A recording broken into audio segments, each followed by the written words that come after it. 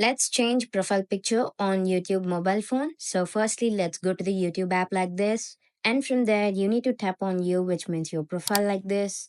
And you need to tap on your channel like this. And after tapping on your channel, you could find there's options here. And from there, you need to tap on this pencil icon, which you can go to the channel settings. So by tapping on that, you could see the channel settings like this. And you can change your channel settings here. And from there, you can tap on this camera button and you can take a photo, or otherwise you can choose from your photos, and you can tap on this camera and it will take you to the page where you could see your photos, or you can go to the Google Photos.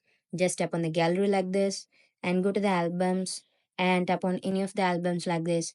You can select any of the picture like this and tap on save as profile picture, and now it will give you small pop-up like profile picture has been updated. You could see here profile photo updated successfully, and this is the thing that you have been created profile picture. So you can reload that. You could see this profile picture has been changed. This is how you change profile picture on YouTube mobile phone. Thank you.